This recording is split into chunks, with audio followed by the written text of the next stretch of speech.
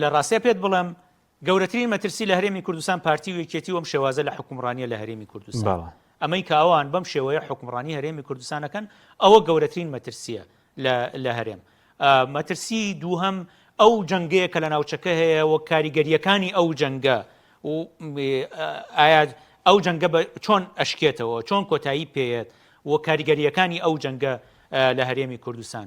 بیرمان نەچێ ئەگەری لەشکرکێشی بۆ هەرێمی کوردستان لە وڵاتانی دراوسێ ئەگەرێکی کراوەیە لە هەموو ئان و ساتێکە.